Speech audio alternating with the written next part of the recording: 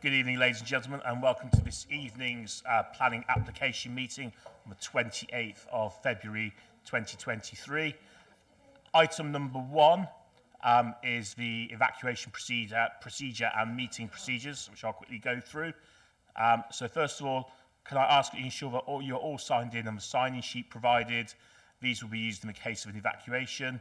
A fire drill is not expected, so if the alarm sounds, please evacuate the building quickly and calmly. Please use the stairs and do not use the lifts. Once out of the building, please gather outside the Lloyds Bank building on the opposite side of the road. Exit by the door by which you entered the room or by the fire exits which are clearly indicated by the standard green fire exit lights. If you need any assistance in evacuating the building, please make yourself known to a member of staff. The meeting is being live streamed and recorded for future publication on the Council's website. Please can I ask that you turn your mobile phones off or at least set them to silent for the duration of the meeting. Item number 2, apologies. So I have several apologies tonight. So firstly, I have an apology from Councillor Hammersley, who is being substituted for by Councillor Walsh. So thank you, Councillor Walsh. I've got Councillor Wilson, who's being substituted by Councillor Guttridge. So thank you, Councillor Guttridge, for turning up again tonight. And then I have an apology from Councillor Shires, but I believe no substitute for Councillor Shires. Okay, item 3, minutes. Hopefully you've all had the chance to look at the minutes. Do I have any issues or amendments? If not, I shall sign those minutes off now. No, I'm not seeing any objections, so I shall sign the minutes off from the meeting on the 7th of February.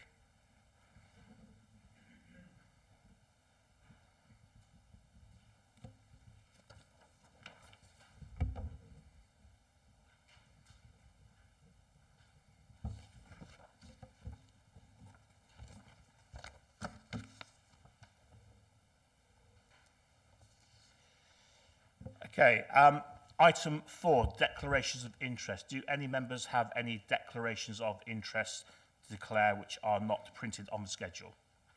Councillor Hartsall. I have received an invitation for the groundbreaking ceremony of Byford Court. I don't know whether that would be classed as a conflict of interests in this case, but if you wanted me to step outside for the duration of that item, I'd be happy to, Chair. Thank you. I'm going to ask Wendy, our legal representative, if there are any reasons why that should or could exclude you. So, Wendy, any thoughts on that, please? Chair, it would depend if the councillor felt that his decision-making could be prejudiced by that invitation. Okay, so Councillor Hartsall indicating no. So in that case, as long as you're happy that there will not be, but if you do realise that there is some sort of conflict that arises, then I would ask you to do the right thing, Councillor, and to leave the chamber for the duration of that item. Any other members? No, I'm not seeing any others. So next one is item 5, declarations of contact. So do any members have declarations of contact that they need to declare? Councillor Shepherd. Chair, I believe we've all been sent in relation to item 2 some paperwork from the applicant. Thank you. Councillor Markham.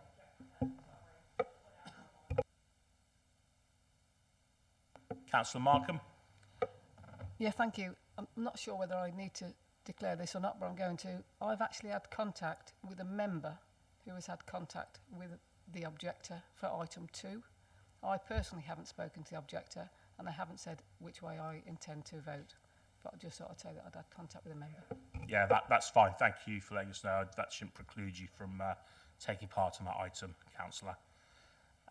Okay, so in that case, then we'll move straight on to our first planning application item. So I shall hand over to yourself now. Thank you, Chair.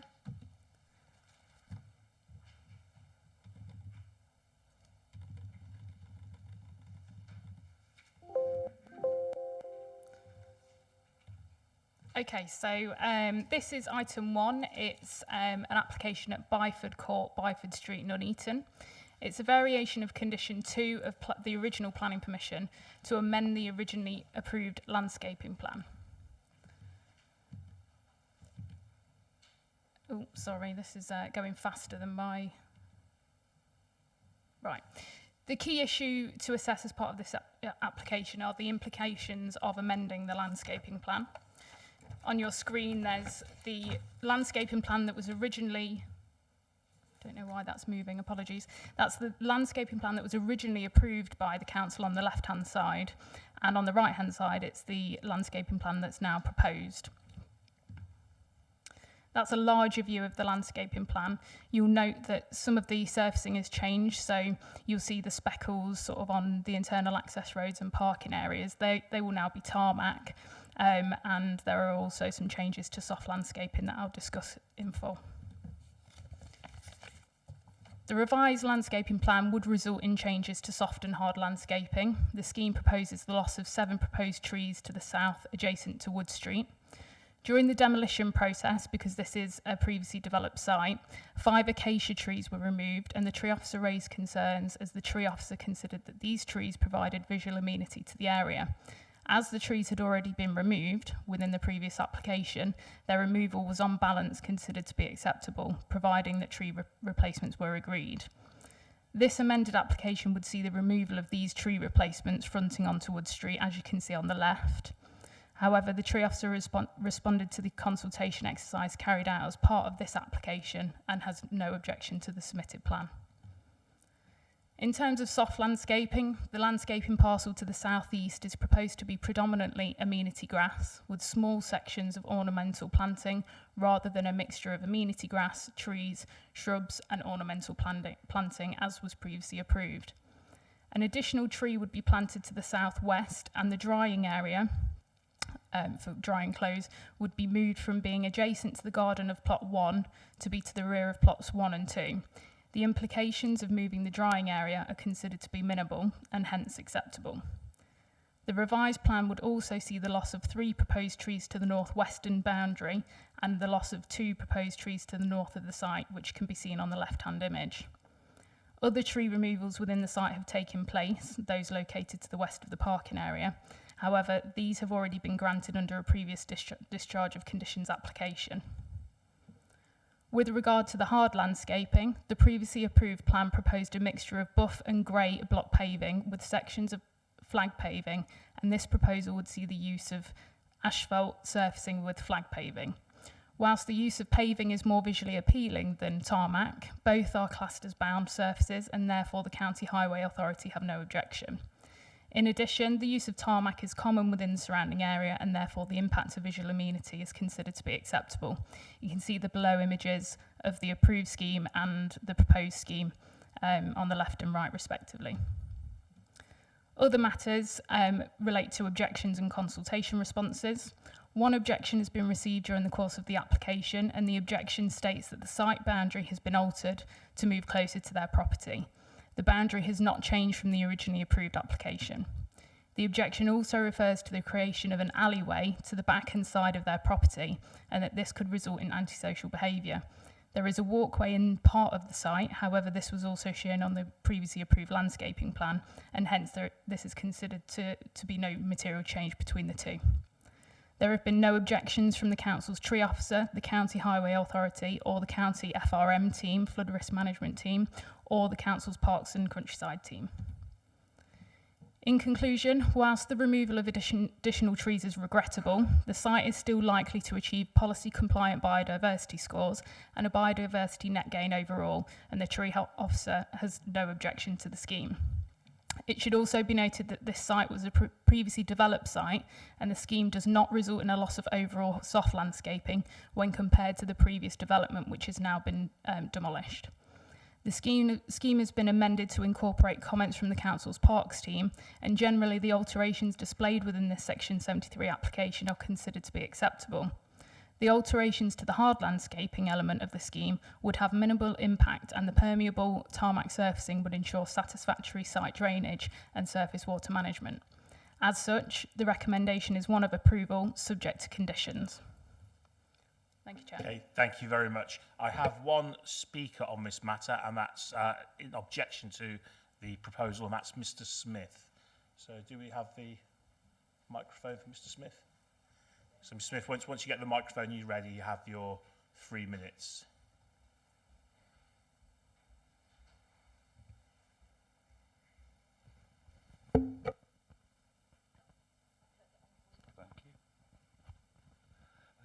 Two things. The relevance of the tree officer, who seems to be ignored at best during this. Any concerns he raised are just ignored anyway, and we just seem to carry on. This does seem to be an issue. I don't know if this tree officer actually exists. Had the same at Gypsy Lane when we had a builder, Byford builders in here saying they were going to incorporate the long-standing trees. Next day we have a report, they're up there chopping them down. You know what I mean? So is this tree officer really relevant? I don't know. It just seems to be a problem with all these developments. If there's trees in the way, they're going. The other one is the applicant.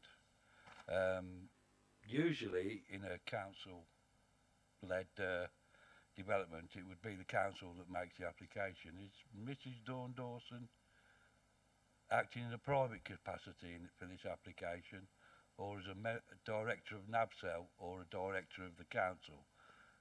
I think that needs to be cleared up. It seems a little bit strange to me. Thank you. Yeah, sorry, Mr. I was just going to come back to you on that point. We're not here to judge who the applicant is. We're here to judge the application that's in front of us, not who's put it in front of us. That's kind of thing irrelevant to the point. What we're considering is the point. So what you said about the tree officer, yeah, absolutely. Take your points on board. Yeah, they are fair points. But in terms of who the applicant is, that doesn't really impact on the material concerns of this. So I've given you an explanation, Mr. Smith, and that's it. I would just like to ask, do any members have any points of clarification they would like to ask Mr. Smith at this point? Councillor Guttridge, your hand up or not? Right, okay, what's your declaration, Councillor? Thank you, Chair. Declaration of interest. I'm the portfolio holder for the health and the environment, and I cover the tree officer, who I can say does exist. I have not spoken about this with the Parks team or anything. I only came on as sub for Councillor Wilson in the last day or two, and I didn't discuss anything. So I'd like that noted, that I have not spoken to the staff on the trees or the Parks team. Thank you, Councillor. Okay, so with that, and there's no other speakers here then, we have a recommendation before us then to recommend that we grant planning permission subject to the conditions printed. Do I have a proposer so we can move to the discussion, and a seconder? So Councillor Markham, if you'll have to propose, and Councillor Smith. Okay, I'll now open the floor to any members. Councillor Shepherd. Thank you, Chair. I really can't agree with the officer's recommendation on this one, I'm afraid, and it's because of the loss of the trees. I think it was a fairly good application when it came in last time, but to bring it back and take out 7 of the 10 trees, so just leaving us with 3, and also removing a central section between plots 8 and 9 and taking out ornamental hedge that they were putting in to put in gravel, I think is, for me, unacceptable. So I can't support this for them very reasons. Thank you, Councillor Shepherd. Councillor Cape. I had similar questions, that there seems to be no indication as to why the shift was moved from the block paving to asphalt, which does actually impact, in my opinion, on the amenity of it. You can just see on the diagrams that were shown that even from an aerial view, it doesn't look quite as welcoming. And I was also concerned that the trees were removed and then the landscaping doesn't seem to fully compensate for it, although it does say that there should be, the likelihood would be that there would be a gain in biodiversity. But is a likelihood an actual gain in biodiversity? And can we have some kind of clarification as to why these decisions were made? Because, as Councillor Shepherd said, I actually, when this first came up for planning, I thought, this is fantastic. You're really elevating the standard, and now it seems to be kind of just slipping back a little bit, and I'd like to try to understand why. Yeah, I can take that one. Yeah, obviously I take your points. You know, the landscaping proposal is certainly being sort of diluted to some degree, but we have to give consideration to what was previously on the site. So, and whether the scheme proposed under this section 73 would be unacceptable in principle. So, for example, your comment in terms of tarmacking, I agree that it's not as visually pleasing, but we have to give consideration to the wider context of the site and the fact that, you know, locally tarmacking is in place. It's not, you know, in terms of the amount of tarmacking proposed, it's not significant in terms of its overall, you know, the quantum of the surfacing. But yeah, I do take your point. It is the original proposal for hard landscaping was certainly more visually pleasing. In terms of the tree loss, yes, there will be a loss, but that's a loss in comparison to what we previously approved. There have been tree losses over the site during the demolition process, but that can't be considered under this application, other than to understand whether the proposal, you know, successfully mitigates for that. But in terms of whether the loss of those trees was acceptable, you know, that's not part of this actual application.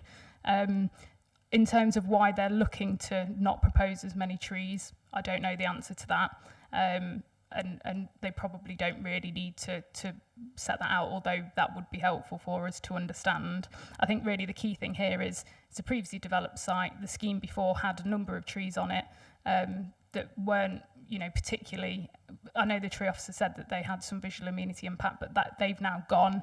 And there will still be a net gain in biodiversity. Your comment in terms of where it says likely net gain. The reason we've put that is because we've not asked the applicant to submit a full biodiversity impact assessment, because the net gain was so significant during the original application.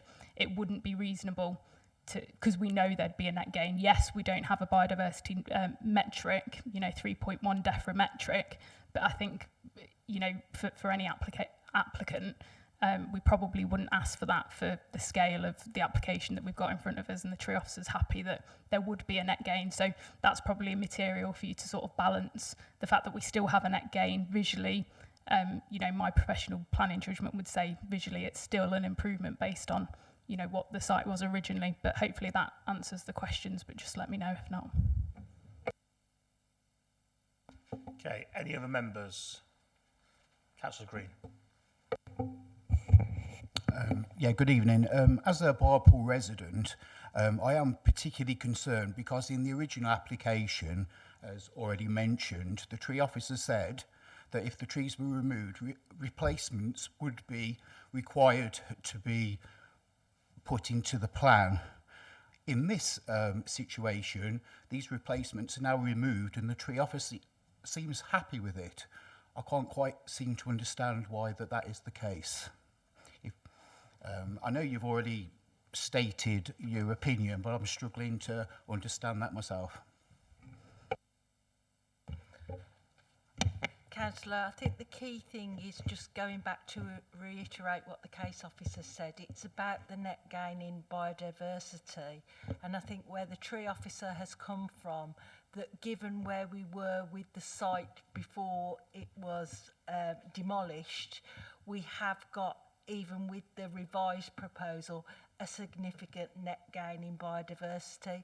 And obviously in terms of particularly national planning policy and even at the local level, that's quite key when we look at the material impacts of any changes to a proposal.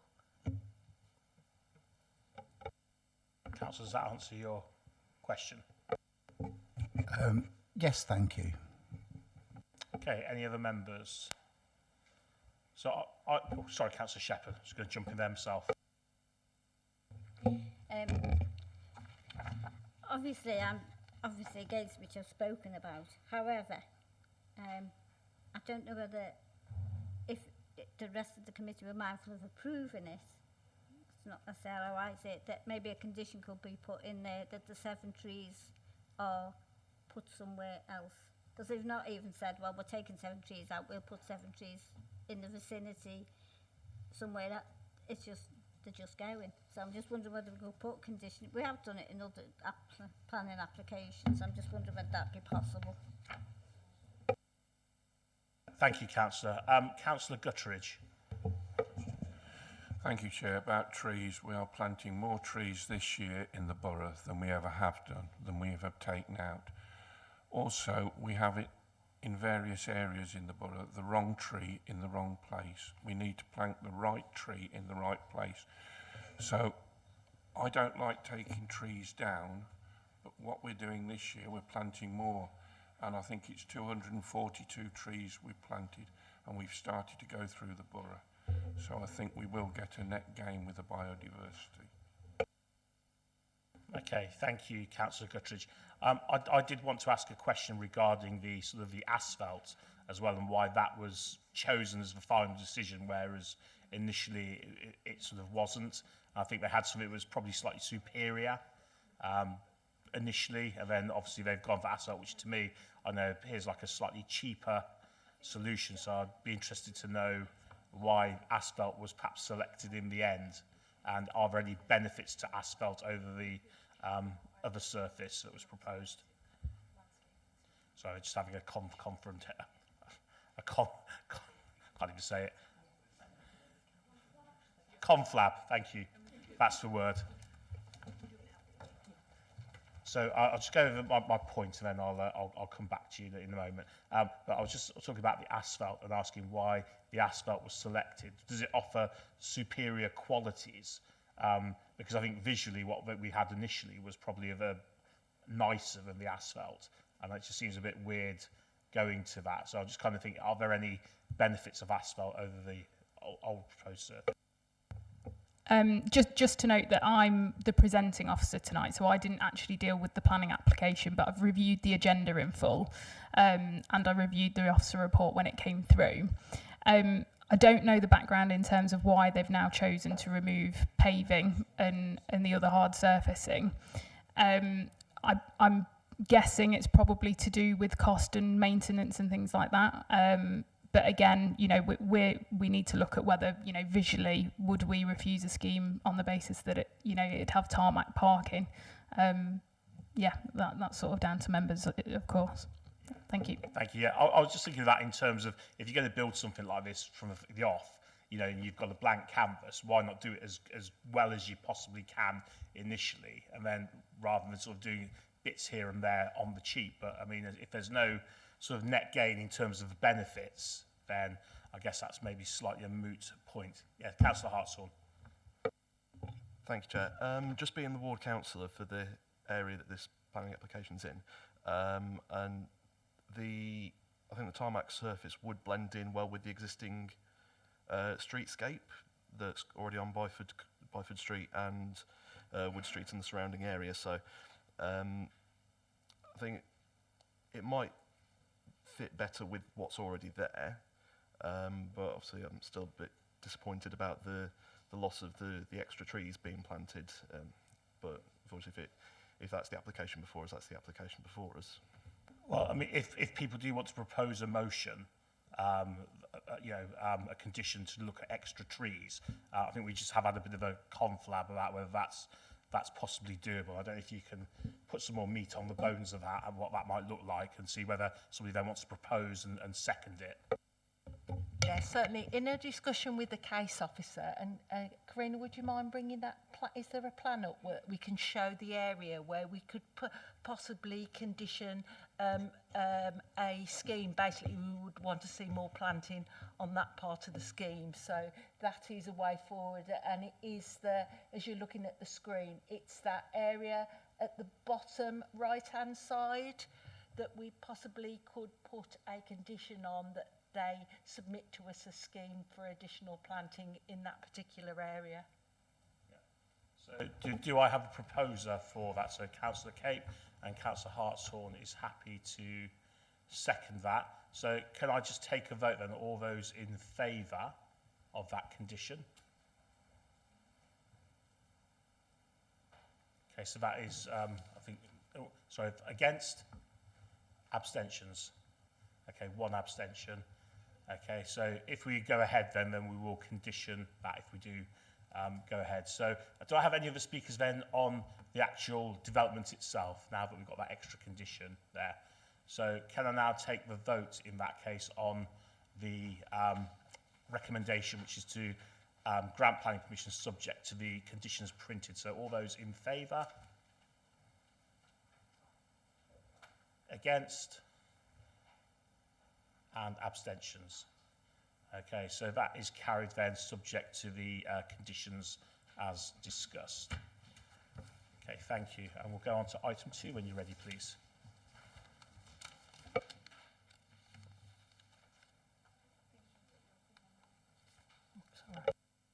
Thank you, Chair.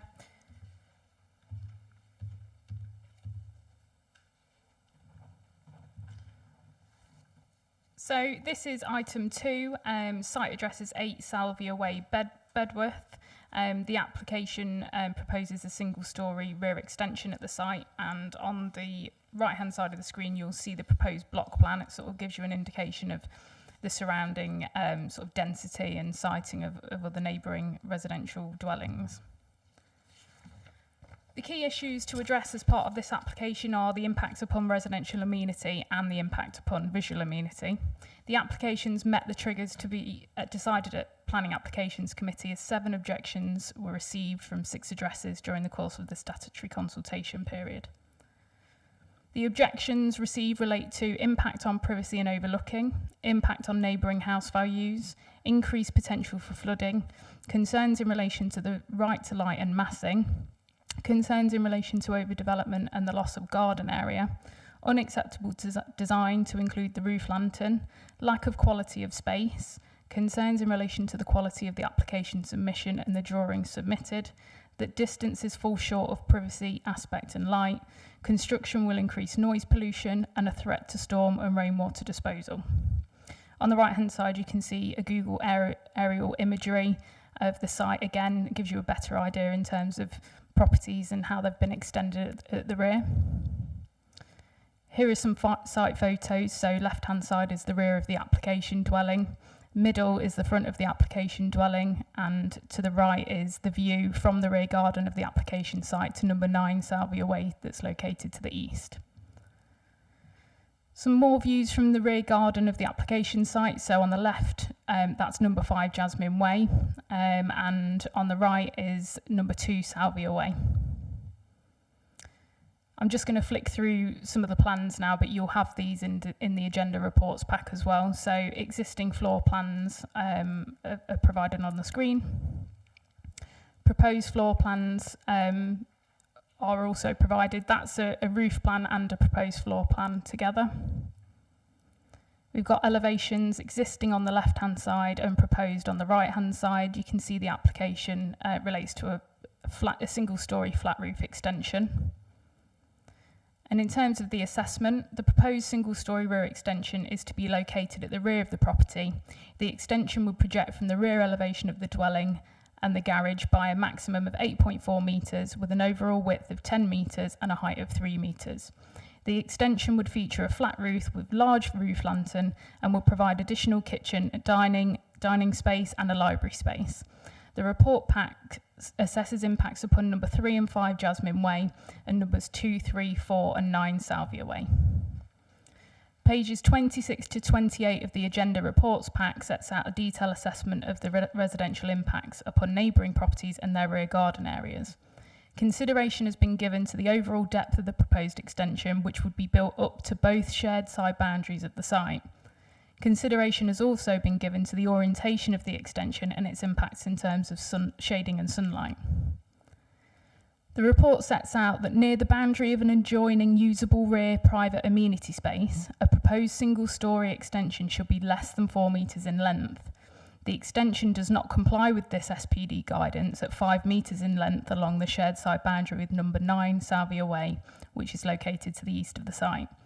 Despite this, 1.1 metres of this is positioned approximately 0.8 metres away from the property boundary, which is considered to provide a degree of separation. In addition, the extension would feature a flat roof, which would have reduced impacts upon number 9 in terms of overbearing and overshadowing. In addition, the extension proposed is considered to be acceptable as it would not breach the 60-degree line when measured from the nearest neighbouring habitable ground floor window. In the interest of protecting privacy, a minimum 20 metres separation distance is required between the existing ground and first floor habitable room windows and proposed ground and first floor habitable room windows. The extension does not comply with this guidance when measured from number 5 Salvia Way to the north, as it would measure 17.4 metres.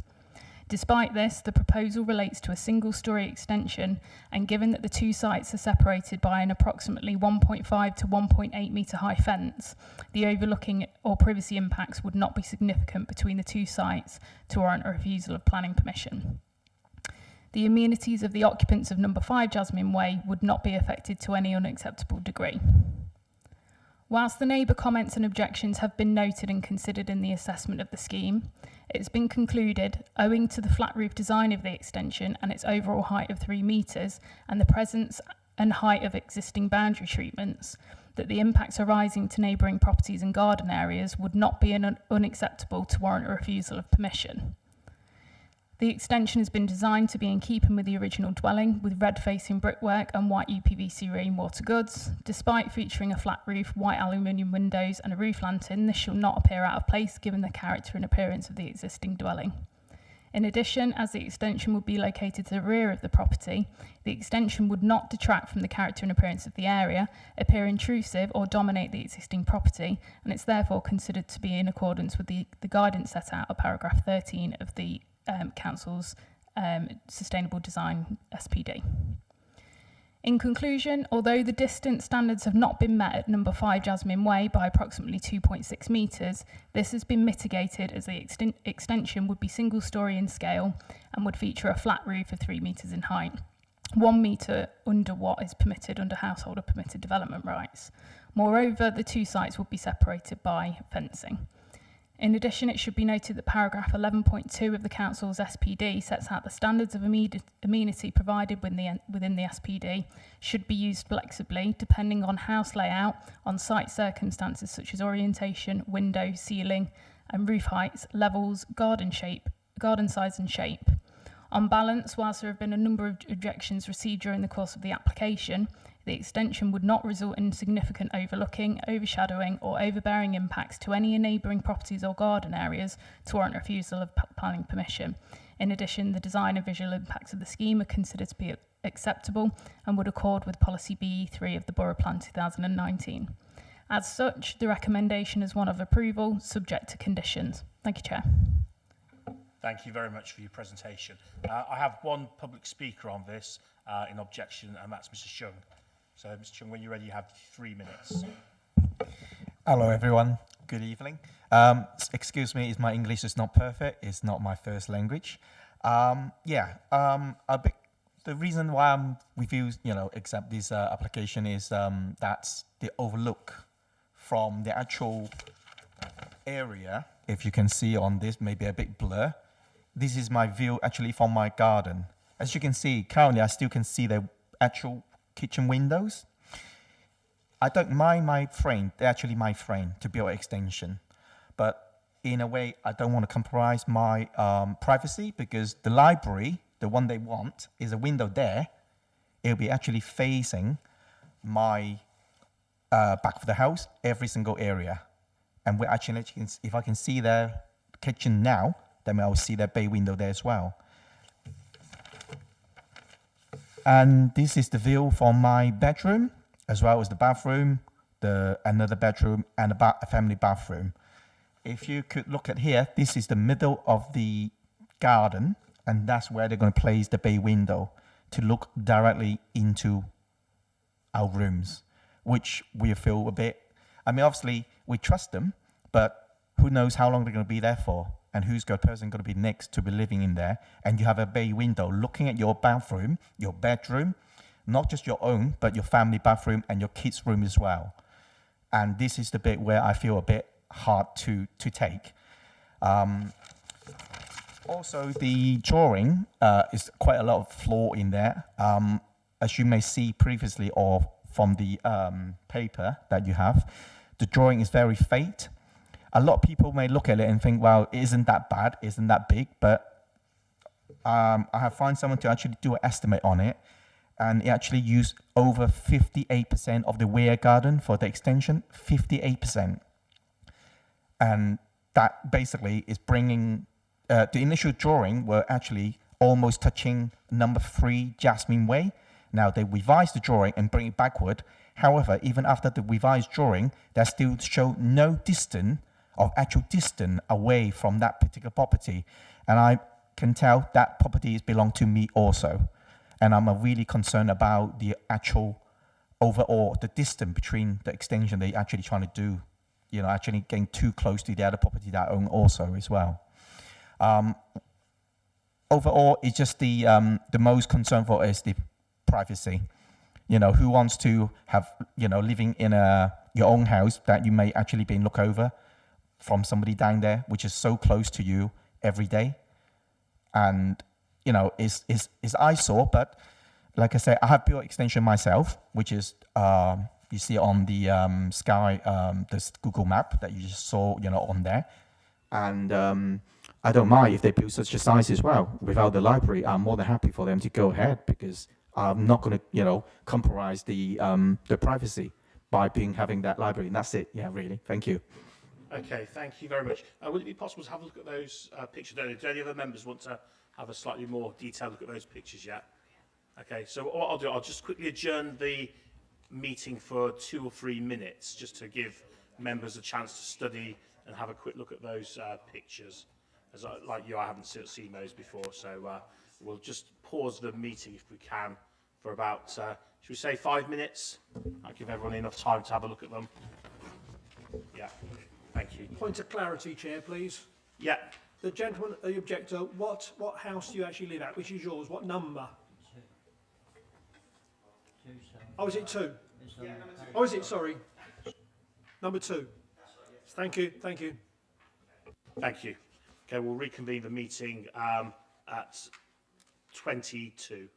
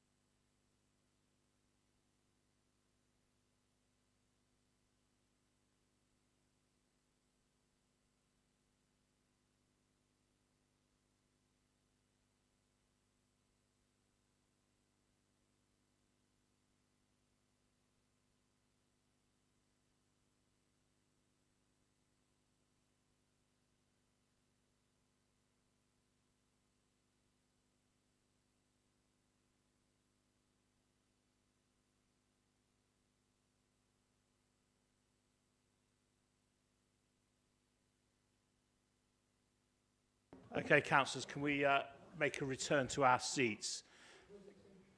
Can I remind you as well, councillors, although I understand we've got a limited number of resources, please can I ask you to arrive at your own conclusions and deliberations. This is not, what you and your mate think together. It's about you coming up to your own individual views. Okay, so please keep an open mind, and please don't be influenced by what other members may have said, and just go please clearly from the photographs that you've got and the plans that you've been shown, okay, and your own sort of best judgment, please. So if you would mind sort of just bearing that in mind, because that's obviously key to what we do on planning.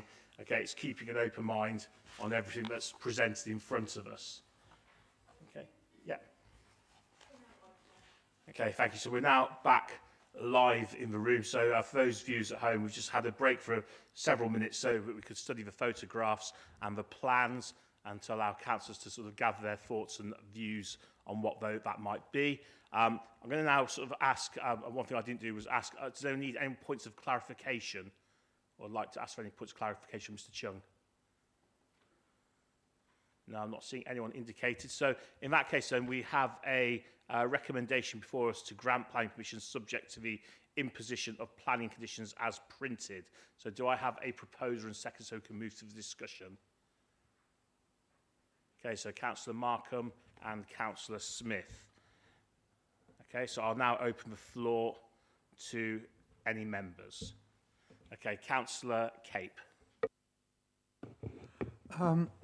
In the document, it says that the fence is 1.5 to 1.8 metres in height, and that the extension is going to be 3 metres high. Am I correct in that understanding? Yeah, I'm getting nodded at.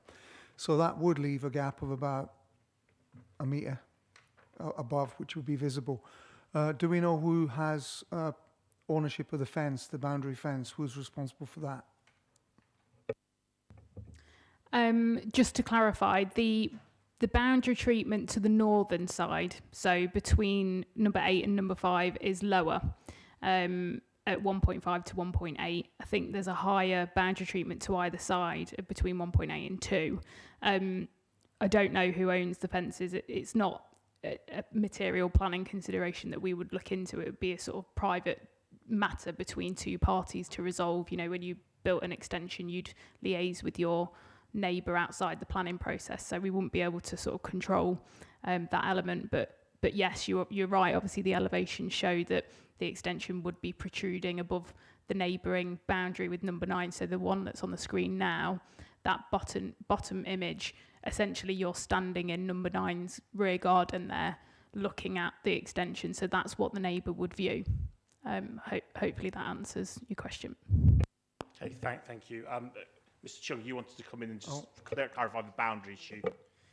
Yeah, when we bought the property, the development Persimmon did mention to us that the boundary, the actual boundary was shared, the fence is 50-50. We have incident when the storm come and blow down the fences, and me and number 8 Salvey Way, we both have to contribute to the repair. And by the proposal, if you take a deeper look under the drawing, they're actually building on the fences, right to the fences. So I don't know how they're going to build on it without taking the fence down, or are they building right next to the fence, really down to the centimeters? And like the other councillor mentioned, the roof is 3 meter high. So what you see in my photo... Okay, sorry, Mr. Chair, I'm going to stop you there because we're going off the original point, and I think we've clarified the councillor's question there about the boundary ownership. Any other follow-up questions, councillor? Yeah, because I'm a bit dim. On the side extension that's been suggested as we're looking at, is that where the library window is going to be? So are there any windows on that side facing into the side garden? Are we referring to number 9 Salvia Way in terms of, so if you're looking at that bottom image, are you talking about whether there are windows on that elevation? Okay, there are no windows on that one, and obviously based on the plans it looks like they're retaining that fence line. Now, they could choose not to do that. They wouldn't be not in accordance with any planning permission that you granted if they got agreement with their neighbour, for example, to make part of the extension form part of the new boundary, and then they erect a fence from the extension onwards. They could, realistically do that. In terms of the other side, you'll see that that's the top right-hand side. You'll see that the extension, if you're looking at neighbouring properties to the west, there is no fence line drawn. So we could assume that actually they're wanting to remove that fence. And obviously, we can grant planning permission for extensions to be built up to a shared boundary. There would be no sort of amenity reason to refuse that. But, in terms of whether you're wanting to, if we're assuming that that is the case, we could attach a condition to remove any PD rights for additional windows on that elevation. And that would mitigate any sort of real direct, certainly perceived overlooking impacts, if councillors were minded to do that. Councillor Cape? Yeah. Okay. I'm saying, I would be minded to have that as a condition.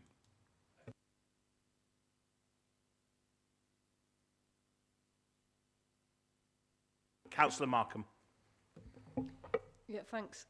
I might be being a bit stupid as well, to be fair, but it says here the extension would feature a flat roof with large roof lantern. What is a roof lantern? Is that a roof light? Is it? What is it? Sorry, I don't know. Yeah, so you're right. A roof lantern's just sort of a fancy word for a roof light, but they protrude above the roof line. So if you look at that top image on the left-hand side, you'll see a faint sort of. I think it goes right up to the sill level of the first floor windows. You might be able to just make that out, but essentially it goes above the flat roof. Some roof lights are completely flat and you won't be able to see them, but this is a lantern, i.e., it's protruding. Okay, thank you. Councillor Markham, any further questions on that? No. Councillor Walsh. Thank you, Chair. You have a number of questions, really. As the complainant said, looking at the area of the extension proposed, I calculated just from the drawings, not exact obviously, but it is well in excess of 50% of the garden space, current garden space, which to me means I consider the overdevelopment of that area, obviously taking away the green space within the garden. With regards to the various elevations, again concerning with number 9, which is the one literally adjacent to, is the extension, the side extension, as the officer just stated, is it coming up to the fence line? Is it inside the fence line? Or is the fence line being replaced by the brick side wall of the extension? In which case we're going from potentially a 1.8 fence at max to a 3-metre wall, solid wall. How is that not a reduction or an impact in the amenity and the visual aspect for the neighbours there directly? That would apply again to number 2 and number 3, Salvia Way, in terms of the fact it would be on the opposite side, because those properties back onto it rather than side onto it. So the same situation will be there as well. You've got what is currently a wooden fence, which we all have invariably between our properties and the neighbouring properties, which is standard practice. You're replacing that fence, that 6-foot fence, which is quite reasonably attractive, shall I say, with a solid brick wall that's 3 metres in height. Plus, of course, you've got potential overhang for gutterings, fascia boards, etc., etc. Now, I can't work out why, and it is probably because of dimensions, where they've come down, where their garage, current garage is, it's left with a sideway, a walkway, front to back. So currently, number 8 has got access to their rear garden via a walkway down the side of the garage. If they build the extension as per drawing, even if they come up to inside of the fence, they then cut off that rear access. They're obviously stating by the fact of the length of that wall, and the officer mentioned about the fact that the extension was a certain distance out, was it 5 metres? But they've cut it back in to make it less than 5 or 3.9 metres. That's obviously trying to evade the regulations. So why are they then protruding it back out? It would be far better, I'm sure it would be for the neighbour, if that external wall adjacent to number 9 was parallel with the existing garage wall and not protruding out. In which case, I think there wouldn't be an objection from that point of view. Okay, I will not thank be you. supporting this. All right, thank you, Councillor. I application. don't know whether you want to come back on any of this at all. Yeah, I can do. So there's a few comments there. So in terms of density and garden size, the SPD, the Sustainable Design and Construction SPD, sets out that, and this is verbatim, gardens should be of a usable rectangular garden shape to ensure that space is used most effectively and enhances user amenity. So it doesn't set out any limits in terms of percentages or that it needs to be, equal to the footprint of the dwelling, for example. It is sort of rather subjective. And obviously, if you look at other neighbouring garden areas, they're not dissimilar in size, some larger than others, but there are others that are, similar to what would, be left over as a result of this proposal. So that sort of sets the garden issue out. Obviously, there are limits in terms of permitted development rights, but obviously that's a completely different process, and this is a full planning application, so we can't sort of confuse the two.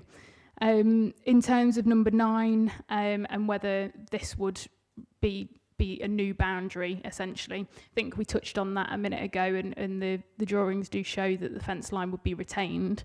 Now that they might not decide to do that, they could decide, by agreement with the neighbour that they take that fence line down.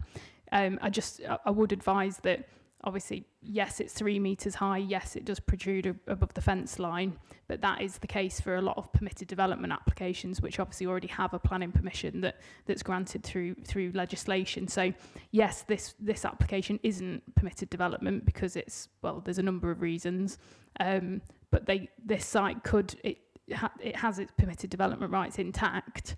So essentially it's a detached property that could, through some slight changes to the layout, they could project 6 metres from the rear, and it could be 3 metres in height in any case. It wouldn't wrap around the garage, because wraparound extensions aren't permitted development, but we do have to kind of give weight to the fact that, an outbuilding, for example, could also be erected right up to the boundary, not dissimilar in height compared to this extension. So it's sort of a balancing act to, looking at everything, really. In terms of removing the rear access, obviously there's nothing within planning legislation that we could sort of refuse a planning permission on. That's sort of more of a building regulation matter, but I believe, again, I can't really be quoted on this because I don't work with the building regulation legislation, but I believe residential properties only need one access. But again, obviously I'm a planner, I don't work for building control. So in terms of protruding, yes, you're right. It does breach the SPD guidance. We have had recent appeal decisions where the planning inspectorate is reminding the council that SPD guidance should be used flexibly. It's not, a hard and fast rule for every single application. We need to consider, the actual nuances of each, the merits of each planning application, essentially. And in terms of you talking about the impacts on number 9, it's important to note that the area of the property that's immediately adjacent to this extension is a garage. So obviously that doesn't remove the potential impacts to the garden area, but if you look at that aerial shot, the garages are mimicked. So where the extension would protrude from the rear of the garage of the application site, the impact isn't on a habitable room, and the 60-degree line's been taken from the nearest neighbouring habitable room window at number 9, and it doesn't breach it. So that's just something else to take into consideration. Hope that addresses your comments anyway. Councillor Walsh. Yes and no, but I'm still concerned. We're talking about, obviously, visual aspect, and as well as you said, obviously, the 60-degree line from windows, etc. But an extension of that length and of that height will cause shadowing in the gardens. Now, that is losing, from a person who's living in that house, it's going to lose benefit in their rear garden because of the nature of the length of that wall that's going to be potentially built along that adjoining line. And that's another concern.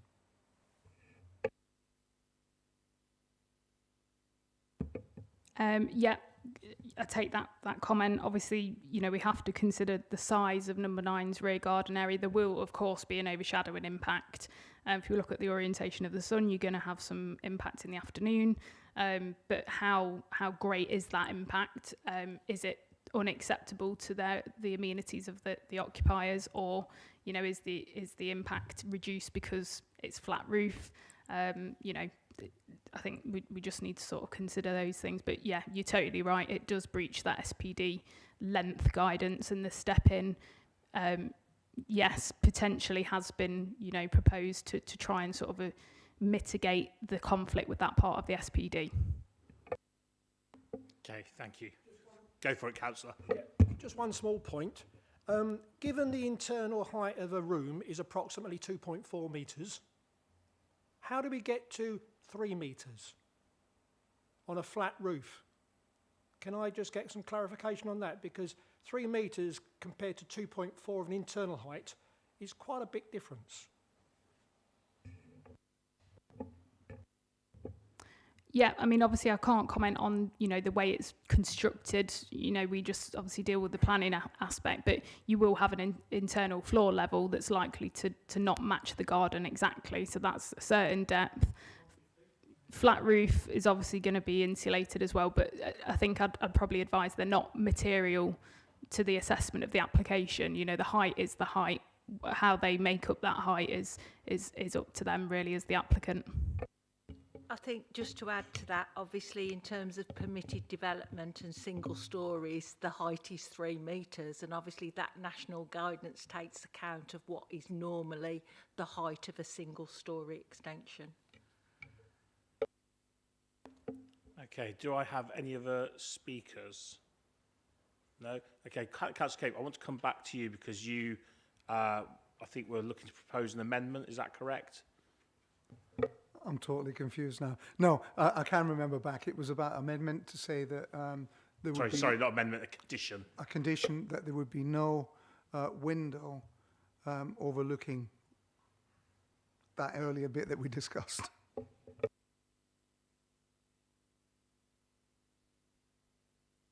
Elevation we're talking about, so we'll just get some clarity. Sorry, is that both side elevations that you're wanting that condition to be applied to? I personally think that there shouldn't be any windows on either side elevation that's going to overlook another garden, even if it's only by half a metre. As the gentleman said, it's actually not only just the actual possibility for somebody to be staring through the windows, it's the psychological impact of having a window there that you might feel you're being overlooked even if you're not.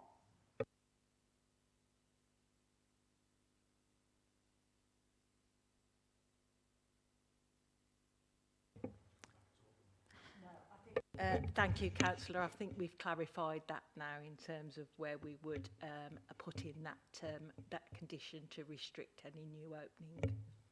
Okay, I saw your hand go up, Councillor Walker. Is it linked to the point that Councillor Cape was making? Okay, go ahead, please. If any of the windows are overlooking any of the properties, can we condition that they have frosted glass in, so they're in actual fact can't be seen out of? Just to clarify the first point about those windows, just want to make sure that proposed condition, if you do move, only relates to the outer walls and not to any obviously there is a proposed library room window there that faces west, that's fine.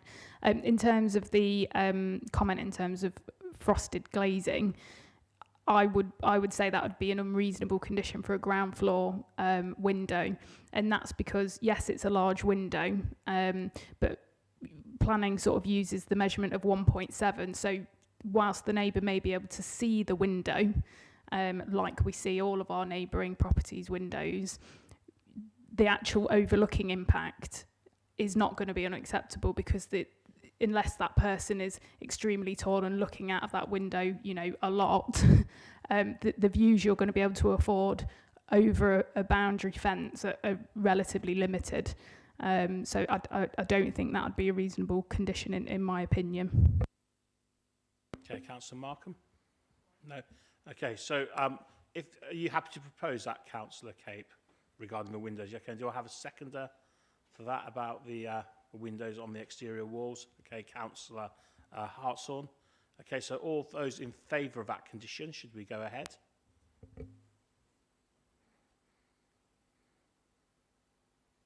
Okay, against and abstentions.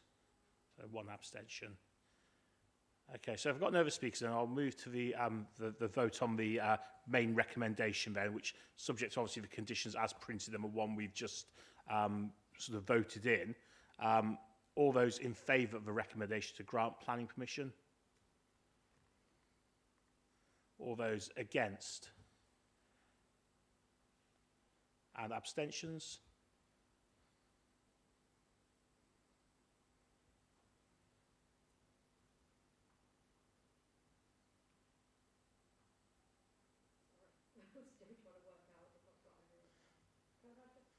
Yeah, fours again. Sorry, fours again.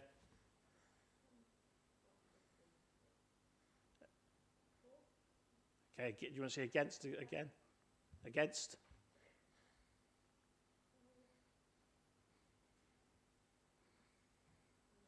And abstentions for one. Okay, so that is refused on that case.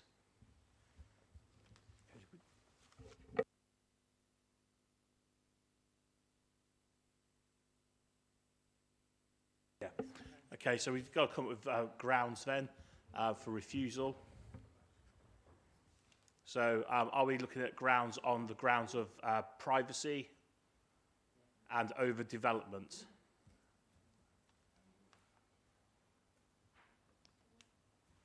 So, yeah, Councillor Shepherd. And doesn't meet the design guide, okay, so on those grounds, so doesn't meet the design guide, privacy,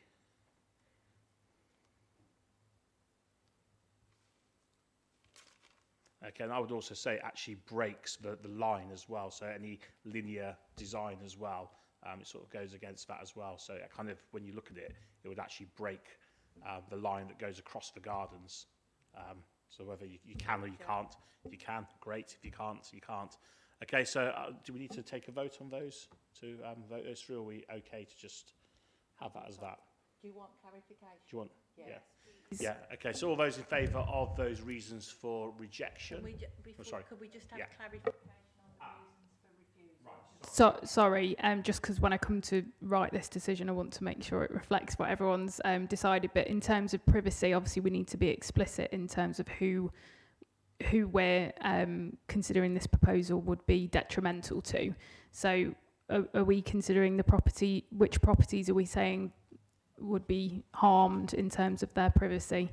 If I go back to that plan.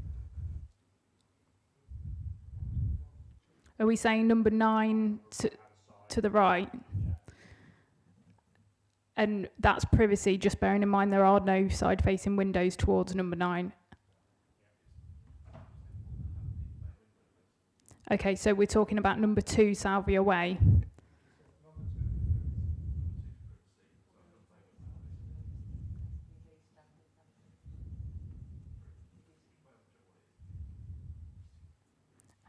Are we saying 2 and 3, sorry? I think we were saying 2 and 9, weren't we? Is that right? For privacy? 2, 3, or 2, 3 and 9. 2, 3 and 9 for privacy.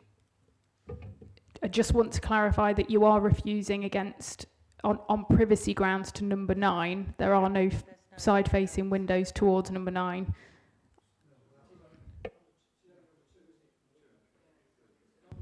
Two and 3? Salvia Way?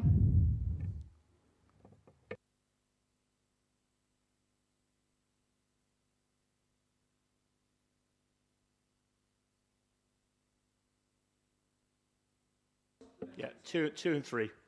2 and 3, yeah. Okay, so I've got down 2 and 3 Salvia Way for privacy. In terms of impacts on number 9, are we saying that that's overbearing, overshadowing, oppressive, all of the above? All of the above. And just to clarify, obviously the agenda reports pack does say that the distance from number 5 to the north is also not met. It's a minor, in terms of distance, it is minor. I'm just wondering whether you're also going to attach the same refusal for number 9 and number 5. I think it's 17 point something, and it's meant to be 20. It's 17.4 metres, I think it says there. So, yeah, okay, we'll add that as well. So I've got overbearing, overshadowing, and oppressive impacts to number 5, Jasmine Way, and number 9, Salvia Way. And 2 and 3 as well. Yeah. And then we also discussed design and building line. I'm just wondering whether... Yeah, I think that's probably quite a weak argument. So it's more... Just amenity. Is that more the, rather the front of the houses, yeah, rather than the backs, yeah. Okay, so disregard that one. Yes, design guide was another one that we talked about, but it's... But that's incorporated into what you've already said. Yeah, okay, then that's fine. Any other members got anything else they would like to add on that? No, so I think those are the grounds for refusal. Are you okay with that and happy with that? Yeah, that's fine. I'm just wondering whether you're happy with officer discretion in terms of which paragraphs of the SPD we reference to support these reasons for refusal. Yeah, I mean, unless anyone's got any objections. Yeah, Councillor Shepherd? Yes, so consultation with the chair and the vice chair, yeah, would be welcome. We'll speak on behalf of the greater committee, should there be any issues arising. Okay, so that is refused for the grounds as mentioned. So I thank you very much all for your forbearance this evening and for all those who have attended. So I'll now bring this meeting to a close. Thank you very much, everyone.